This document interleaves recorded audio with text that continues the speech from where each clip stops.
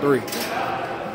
Hey, my name is Rita, aka Lala. I'm sitting here at JTech, and today I will be showing you guys the different components on a C13 engine inside of a 1998 Peterbilt diesel truck.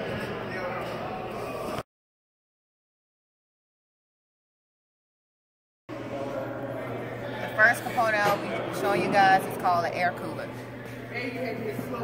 Air cooler removes heat from the compressed air coming from a supercharged charger before it enters an engine's induction system, and as you see, it is mounted in front of the radiator.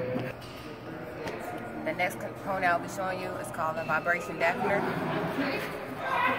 This is a vibration dampener right here, and its main focus is to dampen rotational unevenness and vibrations in the crankshaft.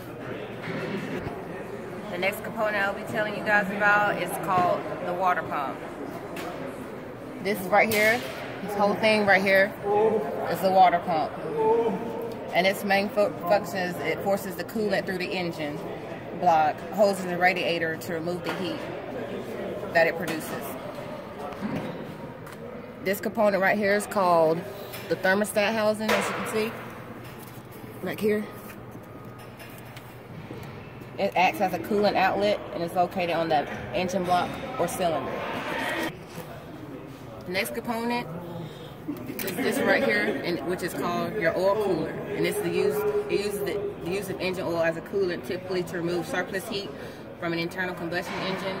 The oil usually passes through the heat exchanger, typically a type of radiator known as oil cooler. The next component is a turbocharger.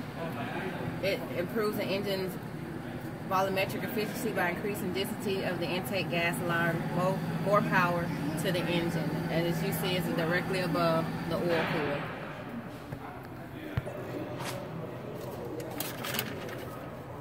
The next component is the exhaust manifold. It directs exhaust gas away from the engine cylinders, and is an important component to convey burnt gases away from engine combustion. Go. This whole thing right here is basically your accessory drive pulley. It's responsible for driving components such as the alternator, your water pump, power steering, or the AC compressor. And these V-belts are used to transmit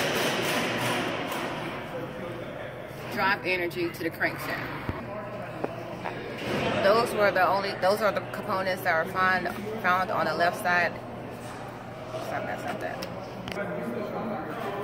Those are the components on the right side of the diesel I just got to showing you, which was the air cooler right here, which is in the front, your water pump,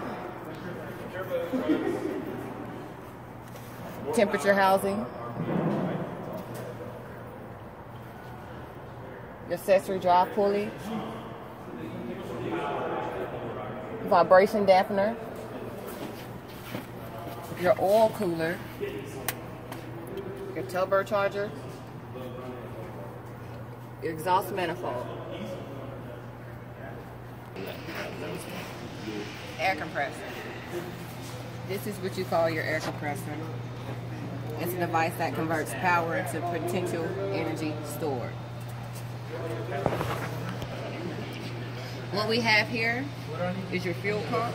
Your fuel pump transfers fuel from fuel tank to fuel injectors, and it circulates an excess supply of fuel. It's attached to the drive assembly mounted on the rear side of the gear case. This right here is your ECM, also known as your electronic control module. It's a computer that receives, interprets, and reacts to sensor inputs as fast as they occur. Right here is a placard. What you will find on this placard, the information is usually your serial number, which is this long number right here, as well as your model number. They both are numbers and letters that are used as a means of identification or identifier of a product given by its manufacturer. It's not always placard or posted right here at this exact point, but it'll be posted somewhere on your engine. This component right here is what you call your intake manifold. Well, on this model right here, it has a air cage It evenly distributes air-fuel mixture, basically, to each intake port of the cylinder. This right here is your crankcase breather. Right here is your crankcase breather. It allows pressure to escape the engine crankcase, but closes when crankcase pressure is lower than outside air pressure. And it's internally mounted on the engine rocket cover. Now we're back at it again. I just got you showing you what an air compressor is, fuel pump, your ECM, your intake manifold, and your crankcase breather. Like I said, my name is Laquita, aka Lala, and I just got to showing you guys some of the components on engine and the Peterbilt diesel.